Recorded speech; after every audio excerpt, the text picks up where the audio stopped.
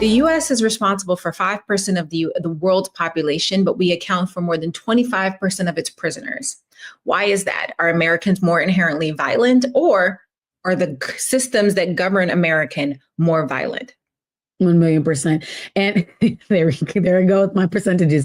But no, I think also on that point is that so many other jail and prison systems around the world are not for-profit systems.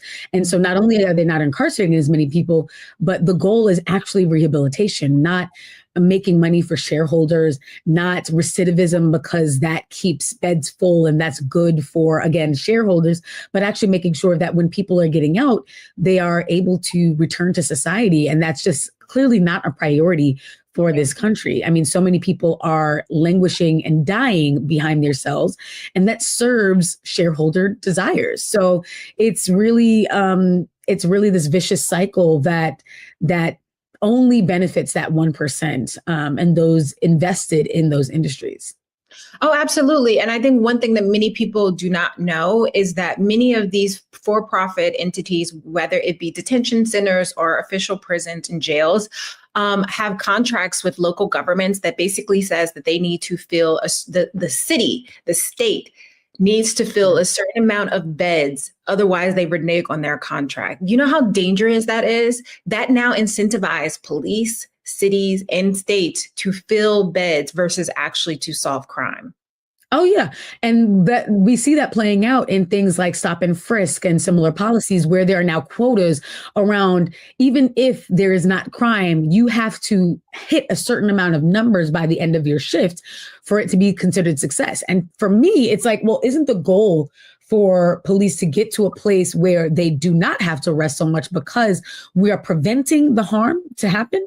But no matter whether the crime rates are down, the quotas remain the same. They actually are going up with time. And so that's when you have moments where, okay, typical incarceration is not sexy, but immigration detention is. To bring up a pop culture example, Orange is the New Black. I mean, the show has been out for forever. So if this is a spoiler for you, that you took too long to watch it. But they kind of showed this in the last season where, the movement against mass incarceration and the Black Lives Matter movement is really pushing the closure of jails and prisons.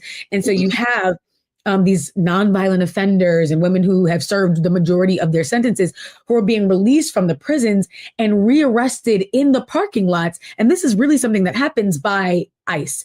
And sent to immigration detention centers because that is the new area without oversight, the new area that you can do things on. So I'm just really glad that we're digging into this even before we bring on our guests.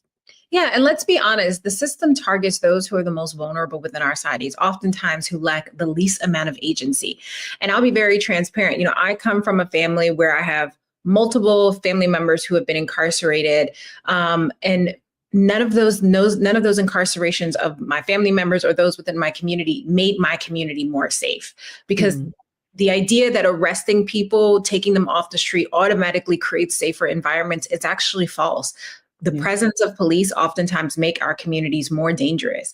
And so I think we as a community, in a collaboration with our elected officials, need to have a much larger conversation of how we define public safety and making sure that, arresting people on suspicion of violence isn't the same thing as creating a just and safe environment for everyone to be able to live and thrive, especially with these now ICE raids that can go into churches and schools and grocery stores and people's homes. That doesn't make us feel safe. If anything, it creates an increased level of tension that all of our communities now have to navigate. Yeah. And it goes back to profit.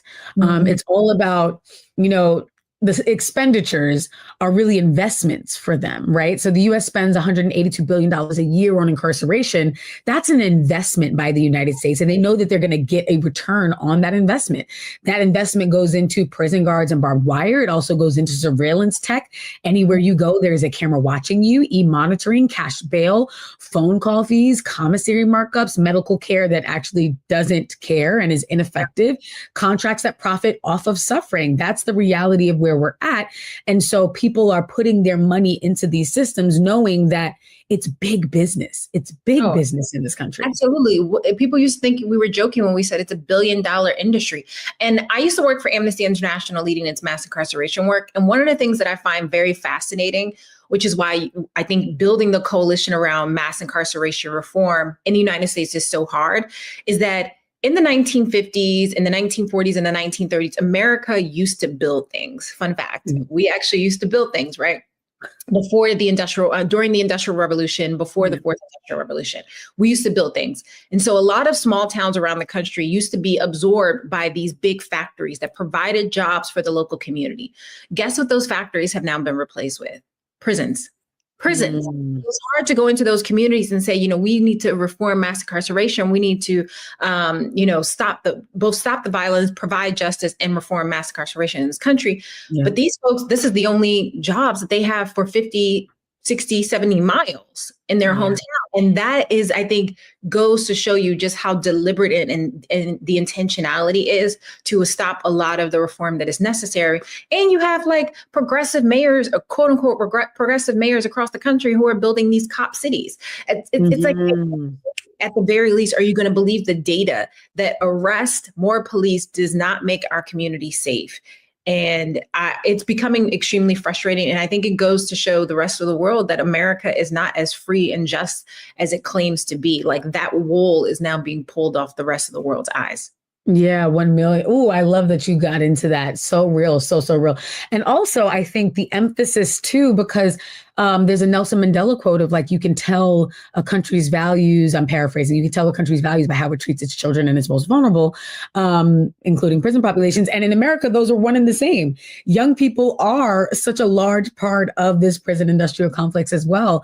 To bring up, like our past work, we are both on the boards of the Gathering for Justice, an organization founded by Harry Belafonte around juvenile justice and ending child incarceration. He was inspired to start this organization in 2005 when a 5-year-old Black girl named Jaisha Scott was arrested, handcuffed in her classroom for throwing a tantrum. What are we talking about? And so you have this civil rights icon, this movie star, this musical legend who is watching a young Black girl being arrested in her classroom and who is saying, what did the civil rights movement accomplish if this is what's happening to our young people? And so that is what scholars are calling the youth control complex, this web of system that criminalizes Black and brown youth from school to the streets. There's an incredible book called Push Out that talks about this. Which specifically happens to young Black kids who are told you're being too loud in class. That's disorderly conduct. You can be arrested. You defend yourself at school and get into a fight. That's now an assault charge.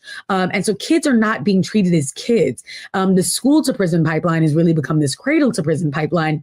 And so from birth, young Black children, young brown children are being criminalized and shuffled through these detention centers and primed for their real role, which is to be adults in the system, which is, again, an investment. You invest in it when they're young, and now you know that you have a future prison population the moment they hit the age of being seen as adults. Oh, the adultification of Black and brown kids are staggering. Like Tamir Rice, right? Like a little boy with a toy gun in a playground being shot within seconds of police arriving on the scene, believing that he was a grown man and he had a real gun. It just goes to show you the lack of training our police officers have, how they're being trained. Yeah. The fact that they don't care, right? They don't care because they know that they can cause harm to Black and brown communities, and there's going to be little to no accountability, or the city's going to write a check with our tax dollars to the victims. I also think what was really important about your statement, is this idea that we have instructed entire ecosystems, right, that filters children up to the school to prison pipeline or school to deportation. And a lot of it is based on if you ever gone into an inner city school. If you've ever gone into an inner city school, and I've been to inner city schools, we've been to inner city schools. If you go to an inner city school and then go to a prison in the United States, they are vastly similar. Bars on the wall, metal detectors at the door, telling students they need to walk in one file line, not talk until spoken to. This is the culture of how we're training and teaching kids to go into a prison. And I know it's going into prisons and it's not into the workforce, because no workforce look like that, right? Mm-hmm. No workplace looks like the way our schools are designed. And there's a really great meme that like shows the parallels between everything from the cafeteria to the classroom to the hallways, the metal detectors, how eerily similar they are to our incarcerated systems in this country. And I just want to tell y'all, it's devastating to think about raising children, raising a family in a world which will criminalize them from the moment that they breathe, actually before they breathe their first breath in this. Yeah, because I have a little Black son, a beautiful 1-year-old baby boy, and thinking that there's someone looking at his beautiful face and smile and planning on conditioning him in those ways is really terrifying, because it is conditioning. It's making people comfortable with the surveillance, with the control, with having so little autonomy over your life, so that when you are further entrenched into these systems, it just feels natural and not abnormal. And like you said, you just described the schools that I went to growing up, especially around a holiday. Like I remember talking to my wife about the fact that around Halloween, we couldn't bring book bags to school because it would make the lines at the metal detectors longer. And then at the last weeks of school, they had to be clear book bags if you did bring a bag. Like all of these moments are to say, because when you go and visit someone in jail or prison, they'll tell you what colors you can and can't wear, how low your neckline can or cannot be, what you can or cannot bring in with you. And so it's all control, and the control is tied to the profit, because then when they control what you can bring in, then you have to use their privatized systems. You have to use their telecom giants. You have to use their food vendors. You have to get the clothing that comes from the specific companies that make prison clothing. And so it's why they say the system isn't broken. It's working exactly how it was built to be. The conditioning leads to dependency on the same corporations and companies that fit into the guidelines that work within the system of surveillance and control. And then you don't even think about the fact that, oh, wait, basically you're telling me I have to spend my money with these spaces to have any sort of freedom or connection to my people on the inside, or if you are on the inside, to my people on the outside. Yeah. And I can tell you there's nothing normal about holding people in bondage. We all know, if you ever read The New Jim Crow by Michelle Alexander, we know that slavery didn't end, it transformed to mass incarceration. And we're going to dive more into that with our guest, Bianca, when we come back. But just to remind you, you're watching The Other Side of Change only on the Black Star Network.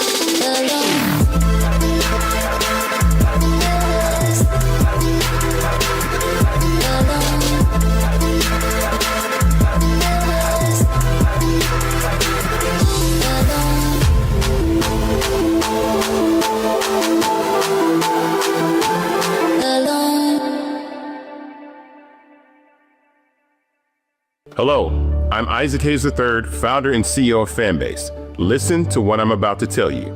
The window to invest in Fanbase is closing. We've raised over $10.6 million of our $17 million goal. That means there's room for less than 6,370 people to invest in Fanbase for the average amount. The minimum to invest in Fanbase right now is $399. That makes you an owner in Fanbase today. Go to startengine.com/fanbase to invest. Why? Because current social apps have taken advantage of users for far too long, with content suppression, shadow banning, harmful racist content, and no real tools for monetization and equity. Fanbase has over 1.4 million users and counting, allowing anyone to reach all their following and monetize their content from day one. Social media is the new TV, and whoever owns the apps that distribute that content have the opportunity to own potential billion-dollar companies. While big platforms with uncertain futures are failing to serve their users, Fanbase is stepping up to fill the gap. Don't wait until it's too late. Invest now, invest for yourself and your future. Go to startengine.com/fanbase and own the next generation of social media.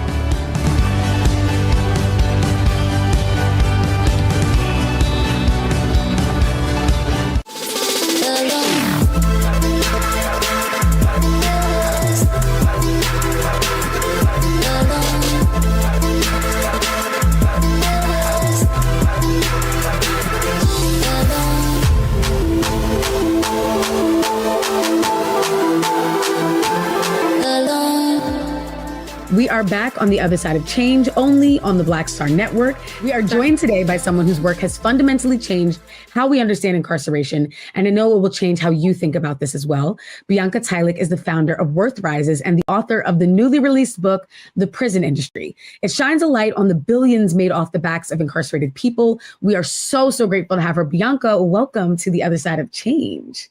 Thank you so much. It's great to see you both, Tamira and Bree. No, Yes, thank you. Yeah, we were just talking before we brought you on how timely this book is. And I think as folks are every few years we talk about mass incarceration and little chips away at progress seems to happen, but largely the system doesn't change. Can you tell us, because your book, really breaks down the industry behind incarceration and how it has been, really the encyclopedia talking about corporate greed. Can you walk us through how deep and wide this greed really is and how it infiltrates many of the communities we all live and work in? Absolutely. Thank you so much. So the prison industry is an $80 billion industry, which is a lot of what people really don't understand. People think about the prison industry and they think private prisons, right? And obviously they are very, very a big part of sort of mainstream media right now because of everything that's going on within the federal government.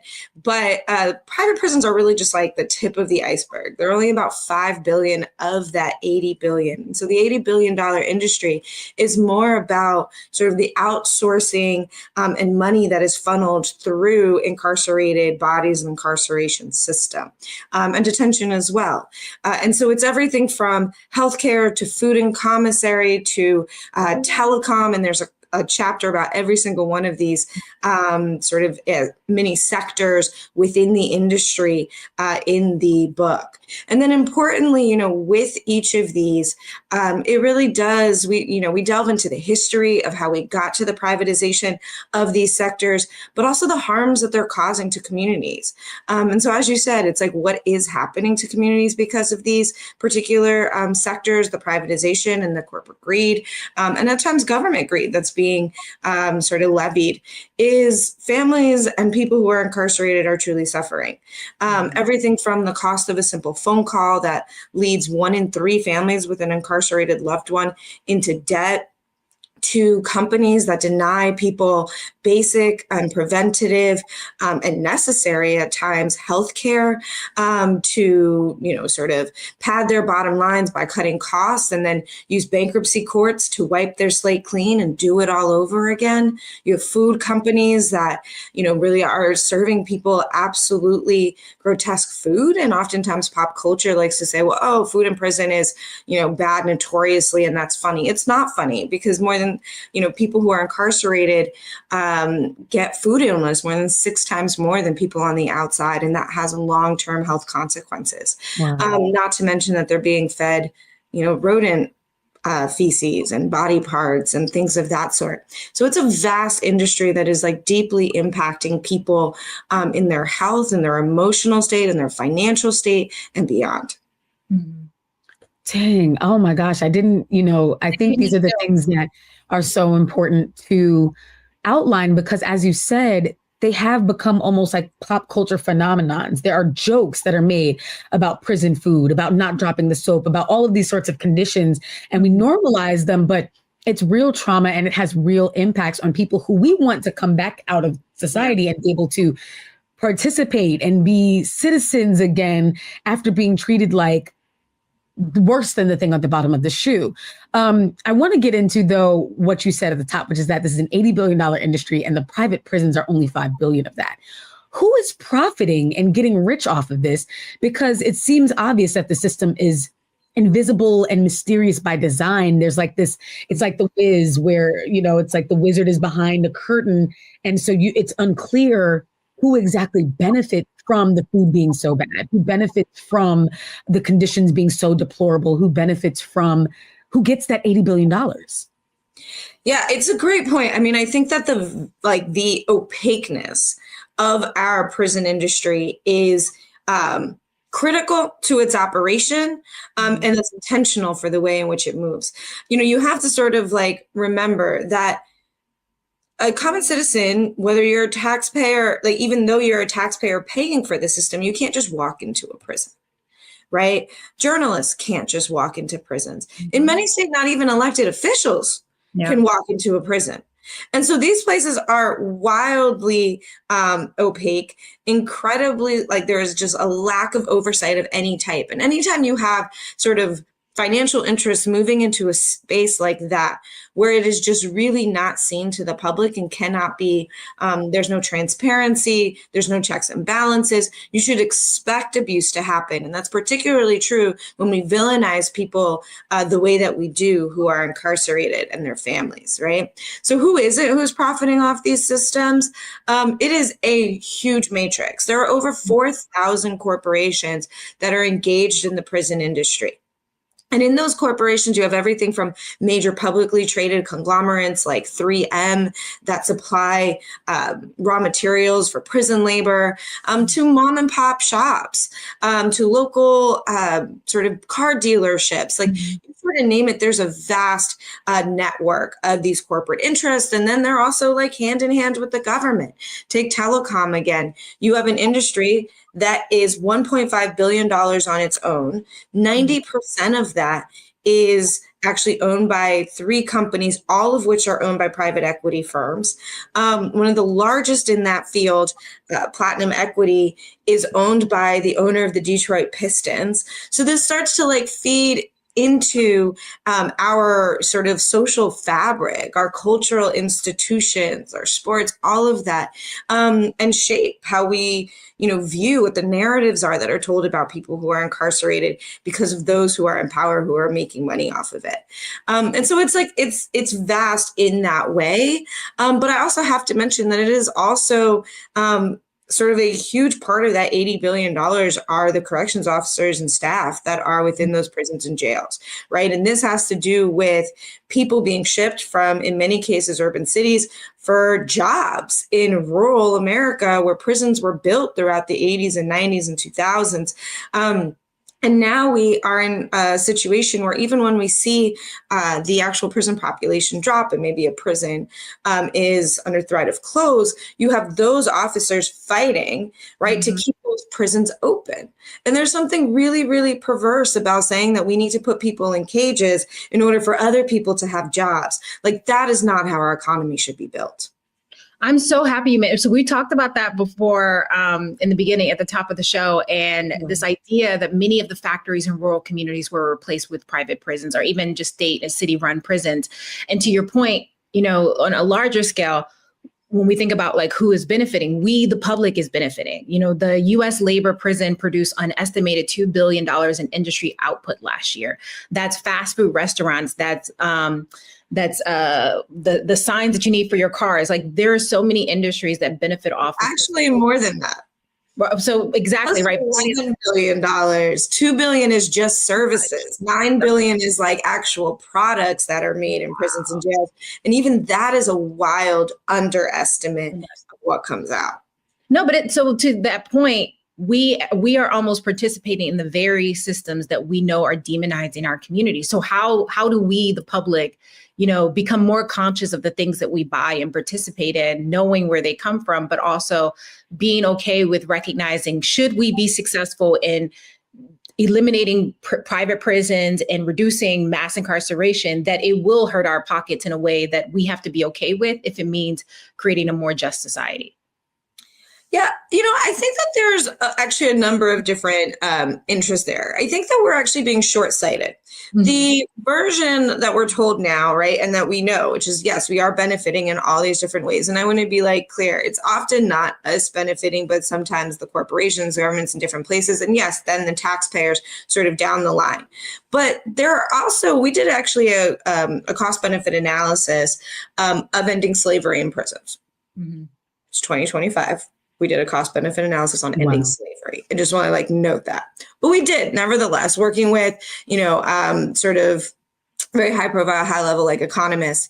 And what we found was that actually ending slavery would put $18 billion minimum back into our economy on an annual basis.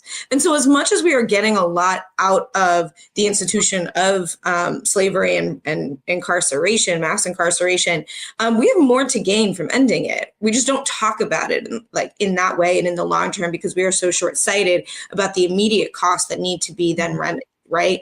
So I think that's the first thing. The second thing is, this system is in many ways a windfall, right, for the sort of profiteers, the prison profiteers that we're talking about.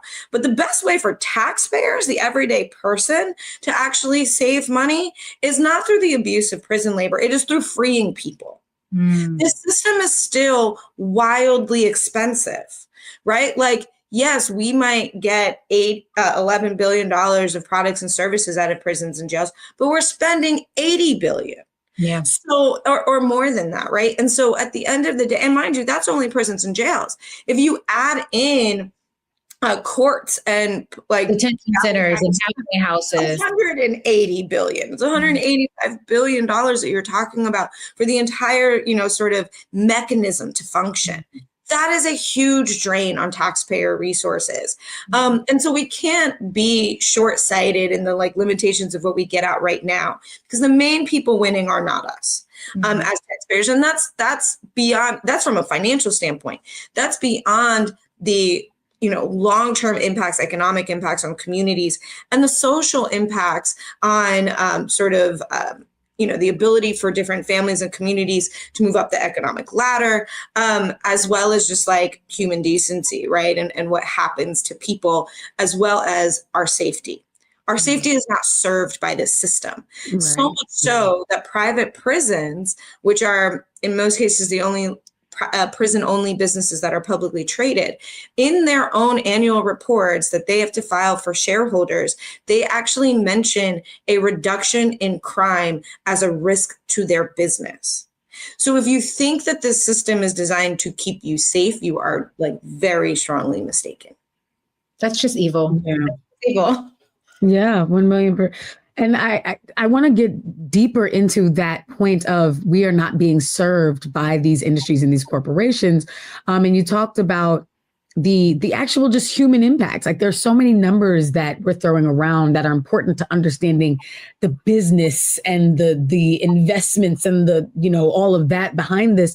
But even your point about the food illnesses and that being at a greater rate inside of these sorts of facilities.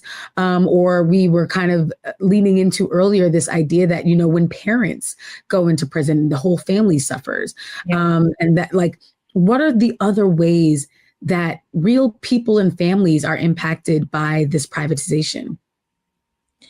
Yeah, absolutely. I mean, these families are impacted in a number of ways, right? So people who are incarcerated are denied wages and then charged exorbitant fees and rates for often substandard sort of services and products, right?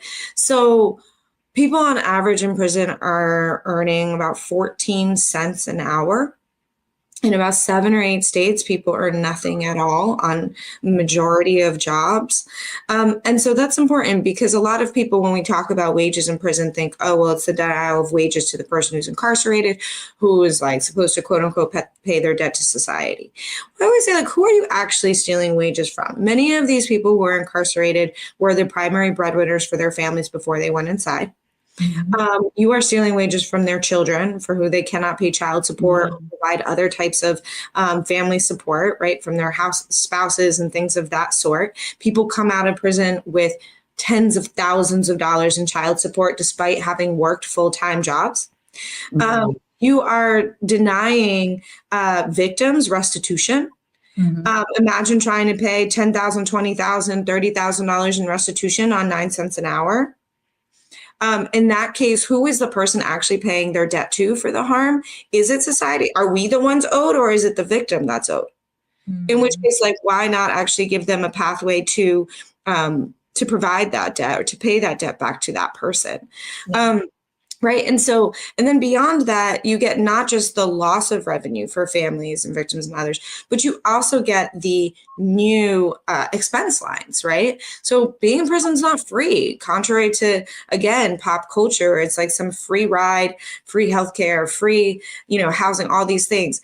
Being in prison is incredibly expensive, especially when you have absolutely no income in many cases, or you get a check for $20 every 2 weeks.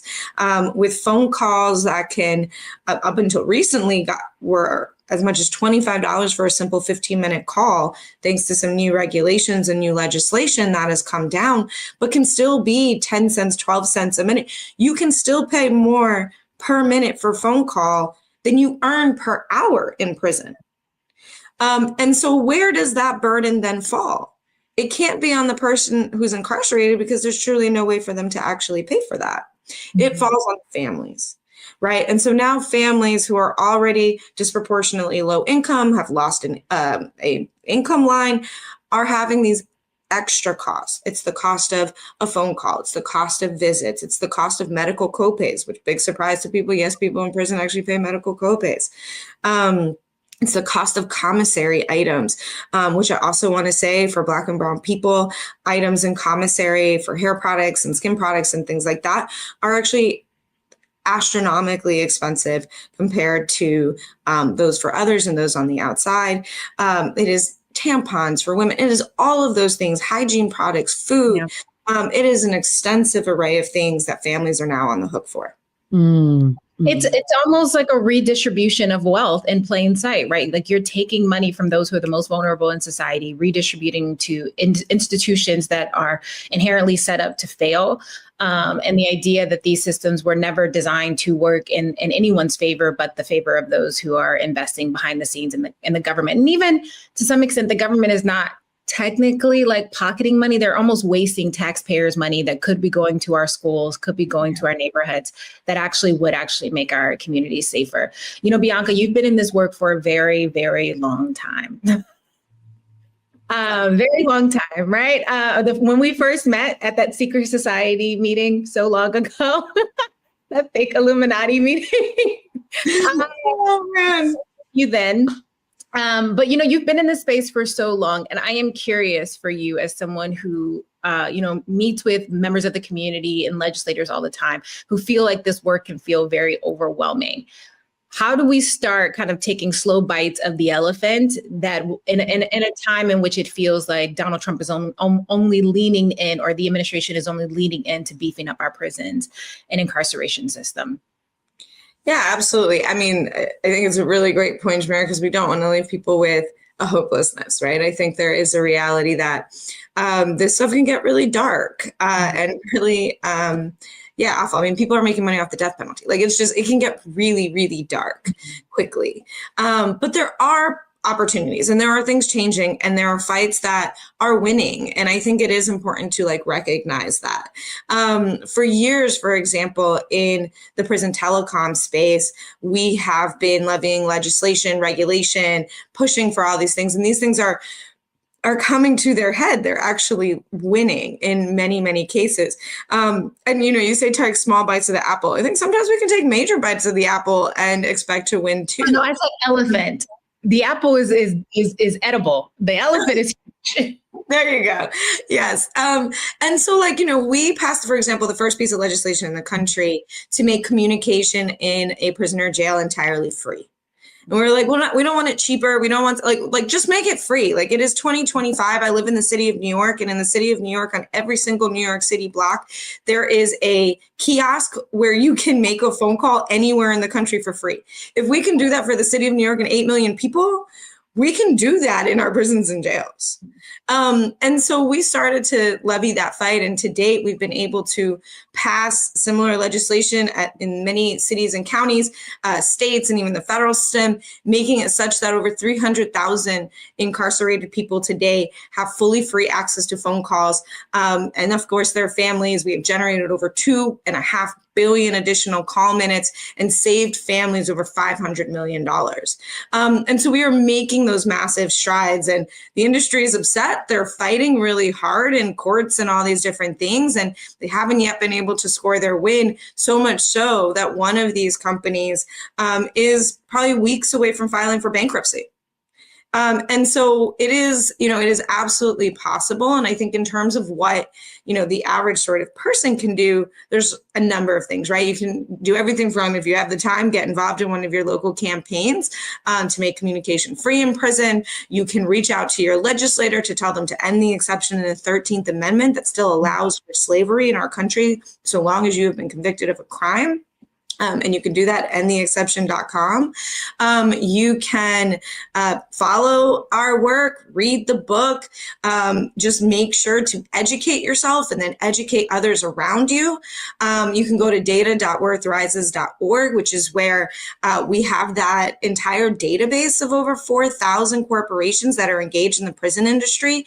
And have a sort of consciousness about what businesses you engage with, whether through your day-to-day life or through your investment portfolio or through the endowment of the university that you're with, or your pension, if you're working, all of those things. So, there are many steps that I think can be taken that absolutely do make a huge difference. Yeah. Thank you so much. That's so good to hear you say, because I know that people, feel swamped and feel like there's so many issue areas that they care deeply about. And because these corporations feel so big, like I don't have billions of dollars to go up against them. I don't have the sort of power and influence that they have, but we do have power and influence in different ways. And it's important that we leverage it and never feel as though we are helpless in this. And we have to step up, especially for those of us who are not being swallowed by those systems, because those on the inside have even less power and influence to speak out against them. So I really appreciate that. Before we let you go, tell us what you want people to take away from the book, how people can support, where they can buy, where they might be able to find you for in-person book events, all of that. Yes, absolutely. So obviously, please buy the book. It is available in basically every online retailer, major retailer where you might buy books, as well as many local bookstores. So make sure to patronize your local bookstores. If they don't have it, feel free to ask for it. It's a great way to get it in. And then also, if you visit us at worthrises.org/the prison industry, you can find the events calendar, book talks that we're having. We just finished some in Philly, New York, and are moving to other cities around the country. And so we hope to see you at one. Awesome. Thank you so much, Bianca. Thank you. We appreciate you deep. Thank you for doing this work, making it so easy for us to know and be informed and take action. And good luck on the book tour. Thank you. Thank you. Thank you. Take care, y'all.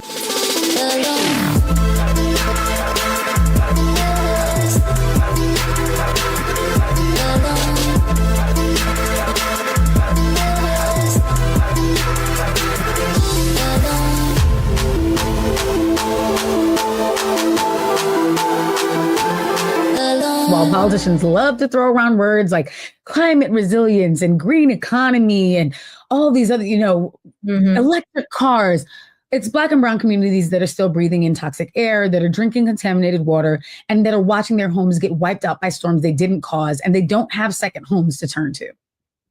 Yeah, and let's not sugarcoat it. This is not an accident. Environmental racism is a deliberate outcome of decades of redlining, industrial zoning in Black neighborhoods, and policy decisions that prioritize profit over people. Yeah, take Cancer Alley in Louisiana. I kind of mentioned this before. It's a stretch of land that is so polluted by petrochemical plants that residents are literally being poisoned, which is in essence why it's being called Cancer Alley. Young people, as young in their early 30s, late 20s, are being diagnosed with cancer because of how toxic this air is. The EPA has been promising action for years, and surprise, surprise, nothing has changed. The people living there are mostly Black and working class. This is not a coincidence. I will also add that a lot of these communities in Louisiana, they're called parishes, these like towns, were former plantations. And so the residents there are the descendants of people who enslaved on this ground. And so they were once in chains and now are being sort of strangled by the literal air that they're breathing. It brings a whole new meaning to the slogan, I can't breathe. Oh, absolutely. And even if we look at Jackson, Mississippi, a majority Black city that went weeks without clean water, weeks without clean water in the quote unquote richest country in the world, right? The most industrialized country in the world. And when funding finally came, it went to a fraction. It was a fraction of what was actually needed to do the cleanup. That's just that's not just bad infrastructure. That is deliberate and racialized neglect. Yes, say that, neglect. And it's the same thing that we see in places like Flint, Michigan, and Newark, New Jersey. Let's also talk about the Willow Project. Biden, when he was in office, approved a massive oil drilling plan in Alaska. After campaigning on climate justice, it of course felt like a betrayal because again, it sounds like you know all the talking points, you know all the data because you're parroting them when you're running for office, but none of that data or talking points is enough for you to actually act on. Frontline Indigenous communities have been saying loud and clear, we do not want this. It's bad for us. It's bad for you, right? Like these are communities who are activists and advocating not just for themselves, but for all of us. And unfortunately, we don't listen until it's late. They are ignored for the sake of political compromise and political expediency. And then not now, it's not going to be popular, but when is it going to be popular to decide that the planet that we live and depend on needs to be protected? Oh, and I push back on the idea that it's not popular, right? The vast majority of Americans do want clean water. The vast majority of Americans do want access to healthy food options. They do not want to be poisoned. They don't want their children to be poisoned. And I think that we allow politicians, particularly the whole ideology of vote blue, no matter who, we talked about this a few weeks ago, shows that even when Democrats win, even when those we vote win, we are still left out of the conversation because racial justice cannot be talked about without environmental justice and vice versa. These things are equally tied together. And it doesn't serve people when we allow the narrative to say that it's not popular. It is, because people want safer environments for their families. They're oftentimes just not prioritized in a way that actually moves the money in the communities that actually need it. Yeah, so true. And that's where intersectionality comes in. It's this power analysis that says, okay, I can be fighting around immigration justice, I can be fighting around police justice, but doing all of that on a planet that's dying, I need to also be fighting for climate justice and environmental justice. And so folks are connected to these issues. We're not just suffering, we're also organizing and fighting and resisting and sounding alarms. From Flint to Puerto Rico, communities are forming water justice coalitions, creating solar co-ops, suing the governments that failed them. It's really inspiring to see this advocacy. A lot of it is youth-led, which I love to see. Young people saying, listen, we're going to inherit this very planet that you all are destroying. And it's time that we stand up and that we fight back and that we insist on being heard. No, absolutely. And I love the way you said Puerto Rico. Right on point. I'm sure the audience would appreciate the little accent. And no, it's a prime example that people are leading the change. The people resistance are constantly showing us that there is efforts on the ground that is happening and change is occurring. And I'm super excited that shortly we're going to be spotlighting one of our guests who is one of those people leading the change at the front lines, challenging the institutions, the individuals, and the perceived notion that change can't come and we can't protect the environment, leading with a people-centric approach and led by Black women and Black people. So with that being said, we're going to take a quick break. You are watching On the Other Side of Change only on the Black Star Network.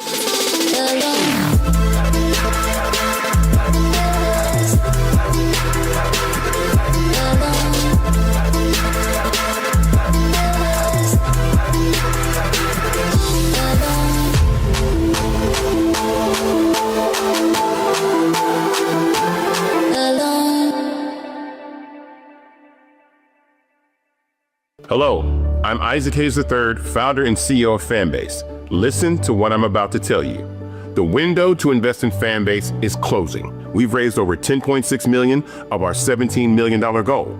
That means there's room for less than 6,370 people to invest in Fanbase for the average amount. The minimum to invest in Fanbase right now is $399. That makes you an owner in Fanbase today. Go to startengine.com/fanbase to invest. Why? Because current social apps have taken advantage of users for far too long, with content suppression, shadow banning, harmful racist content, and no real tools for monetization and equity. Fanbase has over 1.4 million users and counting, allowing anyone to reach all their following and monetize their content from day one. Social media is the new TV, and whoever owns the apps that distribute that content have the opportunity to own potential billion-dollar companies. While big platforms with uncertain futures are failing to serve their users, Fanbase is stepping up to fill the gap. Don't wait until it's too late. Invest now, invest for yourself and your future. Go to startengine.com/fanbase and own the next generation of social media.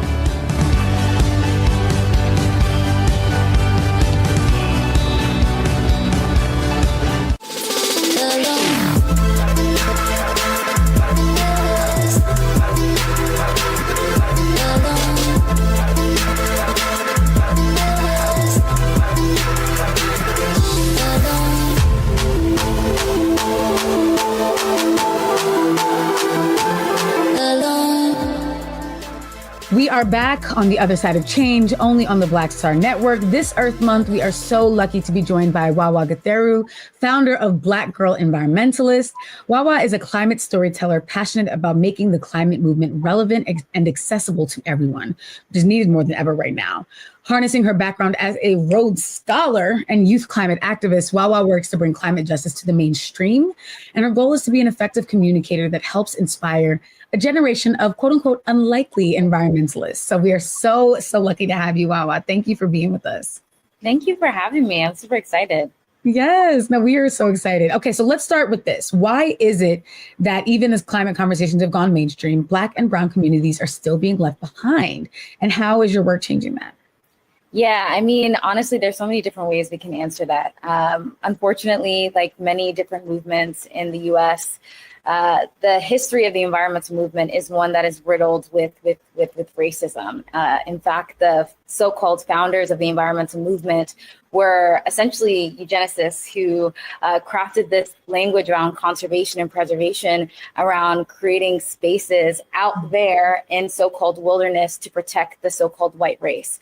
And so that really is the foundation of the movement that I now call myself a part of. And so a lot of those insidious foundational aspects have still crept in. And one of the ways that we see that manifest is really this untrue notion that people of color and Black people in particular don't care about the environment, or things like climate change aren't within our purview, which actually is untrue, right? Like, we do care. And in fact, polling does show that people of color and Black and Latin people in particular actually care the most about climate change and environmental action. The issue is that the movement has not historically created a connection with us, and has had narratives that really speak to our unique lived experiences and the environmental burdens and hazards that we experience.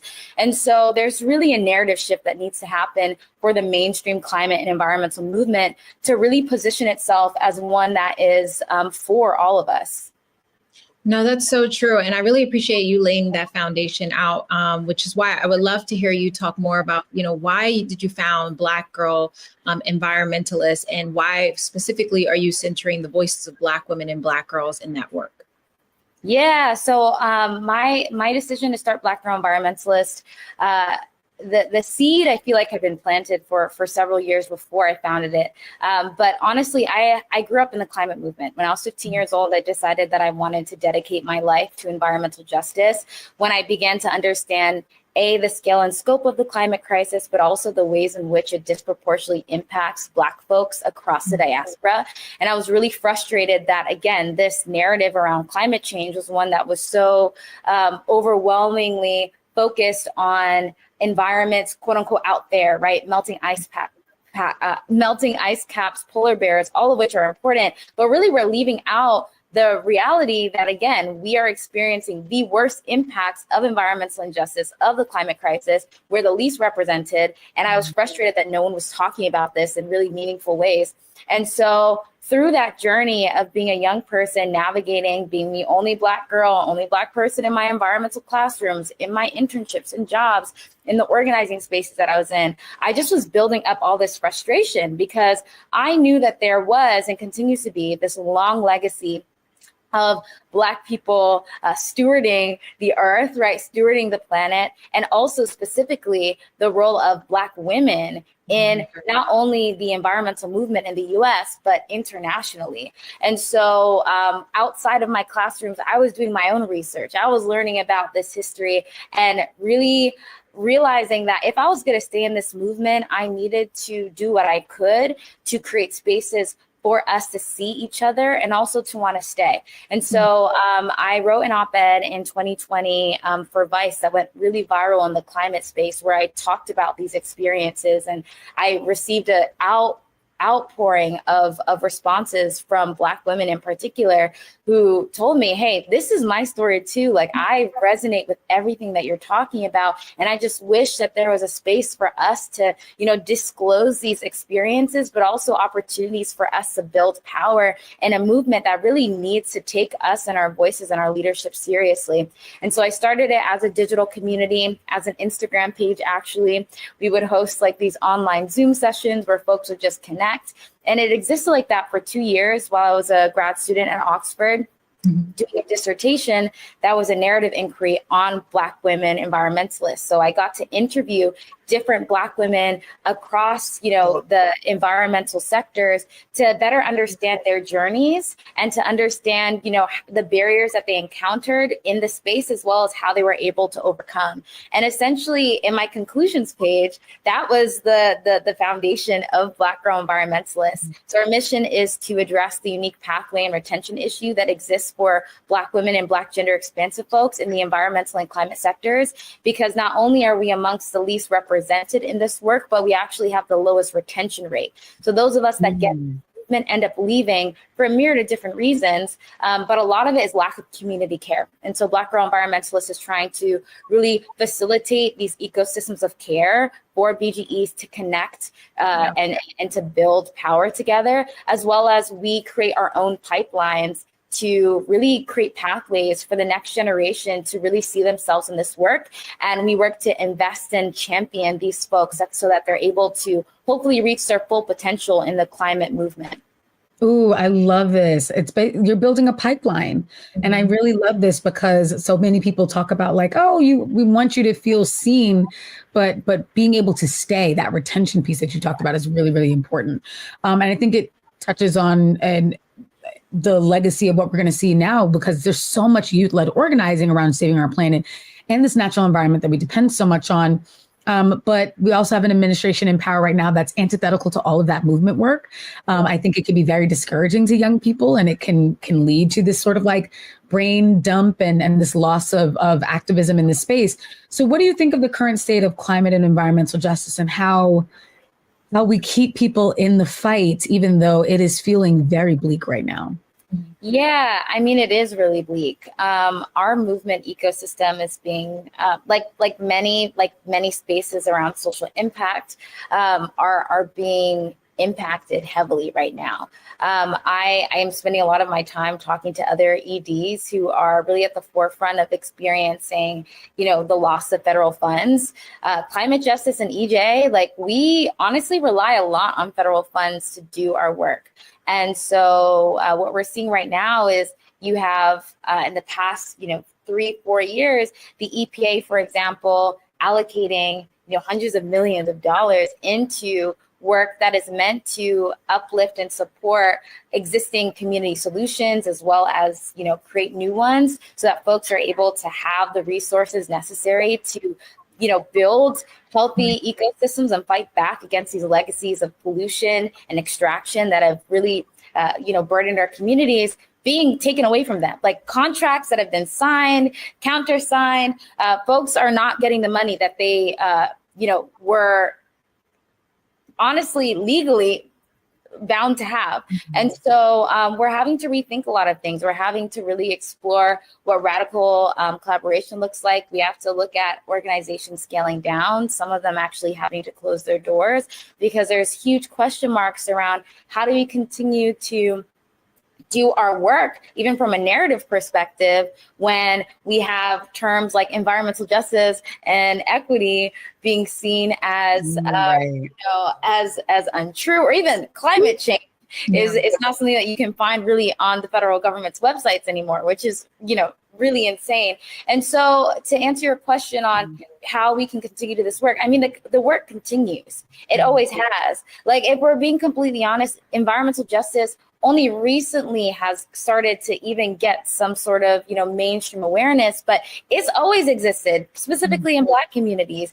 Even before, Warren County, North Carolina in 1982, that's what the textbooks recognize as being the birth of the EJ movement. Like Black and brown people in this country have always been a part of environmental stewardship, and also have always understood that it wasn't a coincidence that toxic waste facilities and industries would place their infrastructure, again, in low-income Black communities in particular, because they understood that these communities did not have the political clout to be able to push back, as opposed to, wealthier, whiter areas. And so I think in this moment, it's really a time where folks are going to continue to do the work, but it's just going to be maybe quieter looking from folks who are not directly involved, right? The undercurrent is strong and it's actually building and growing and becoming more resilient, but we have to get really, really creative in the ways that we tell our story, not amongst each other, but really in a way to unfortunately not get the wrong attention from the wrong actors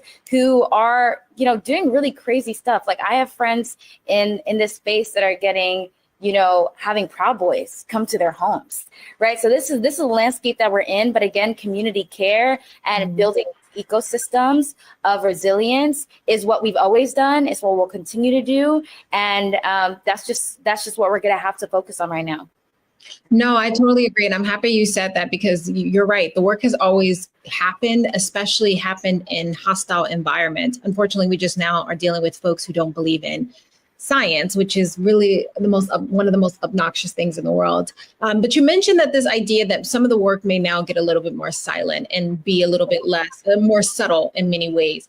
I want to talk about how the role of social media has played in, one, I think, opening the world up to what the climate change, and particularly understanding the intersectionality of climate change and a host of other issues, but also showing that those who are leading the fight for climate change are young women and people and young people of color. So how has social media both helped and could potentially hinder those efforts, considering that what you're saying about some of the work now becoming a little bit more subtle and focused? Yeah, I mean, storytelling in general has been so critical in being able to, again, share the ways in which, right, like the climate crisis isn't an equal opportunity stressor, right? Like there are specific people who are experiencing this more and worse, and will continue to, because of these systems of oppression and, the colonial system and projects that, extracts from the land and from people at the same time. And even myself, like understanding that legacy, that wasn't something that I learned in school. That was something that I learned from, discovering authors, for example, like Dr. Dorceta Taylor, and then like continuing to like go on YouTube and listening to her lectures and like having my world blown up about like, oh, all these things that I thought I knew about, I didn't know anything about. And I think that social media has also aided this in highlighting, right, these like academics, scholars, community leaders, folks who have been doing this work for so long, providing them a new platform that maybe they didn't always have access to, especially as EJ has, again, existed. EJ as a praxis has existed for long before it's getting the somewhat of the recognition that it should be. But it's also, I think, in a lot of ways aided in the intellectual, exploration of the next generation of, again, having access to these terminologies and histories and legacies outside of the classroom, especially in a time where we're seeing, the education system really being hit first and worse, as a way to keep, young people from knowing the truth. And so I, even with Black Girl Environmentalists, we were able to build our community for the first 2 years solely on social media. So it has been so critical, and specifically the last 5 years has been really, really critical. And from EJ being something that I heard for the first time in my college classroom, junior year, third year, to where I went back to my undergrad, University of Connecticut, and now there are students who are trying to make, who are making individualized degrees in environmental justice. And that's because of their access to, storytellers and academics and community leaders on social media. At the same time, right now, we're seeing the ways that social media platforms are being monitored. Yep. And we don't even know exactly how vast this is happening and what the ramifications are. We're really in this incubation stage of in the next year, the landscape will probably look totally different.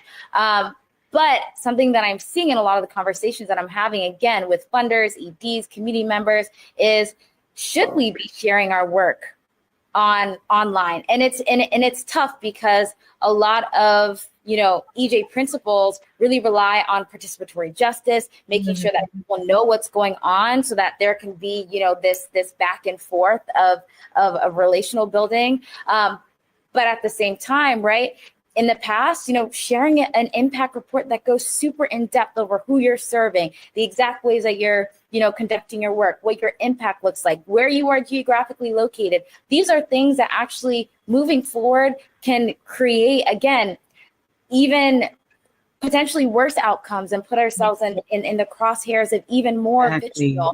And so I don't know what it looks like even right now with our fellowship programs. Like we're questioning, should we highlight our fellows? It's something that we really love to do, to have our fellows be able to share their story on social media and be able to celebrate them in a really public way. But now we're thinking about safety. Is it safe to share our fellows and their work and the things that they're pursuing on social media? I don't know the answer to that question. I think we're going to get more information as time goes on, but it's a tough time, to be honest. Thank you for that. So I appreciate that transparency. No, I just appreciate that transparency. I know a lot of people are dealing with that, especially with the ways that groups like Fearless Fund have been attacked. It makes you want to draw in, but also not do so in a way that keeps you from being able to be heard and champion the things that matter. So I just appreciate you saying that. You were saying, Jameer? No. I was just going to ask a follow-up question in regards to, where can folks learn more information about her organization, and how can folks continue the fight and or join the fight? Yeah, I mean, hey, we're still going to be here. We're going to still do our work. The way we show up on social media might shift, but again, we're always going to be here. And what's great is, again, one of our focuses is really that retention piece and building community. And so we do have hubs across the country in tons of different cities. I'm here in Philly, so we have one in Philly. We're in DC, we're in New Orleans, we're in Chicago, we're in Houston, we're in LA, we're in New York. We're all over. You can find that list on our website or on our Instagram. www.blackgirlenvironmentalist.org, or on Instagram, just at Black Girl Environmentalist. Make sure to follow us, support our work. If you got the funds, if you got the extra change, send a little donation. Cough it up. Got it. But also just, bring your names into rooms. Like we're always looking for even literal space, like physical space to host different events. And if you know of any early career BGEs who want to get more involved in climate or environmental work or already are, please direct them to us so that we can involve them in all the things that we have brewing on our side. Love it. Thank you so much. We appreciate you so deep, girl. Thank you for coming and speaking truth to power and letting people know where things stand. We're so grateful and excited to see what comes next in whatever iteration that looks like.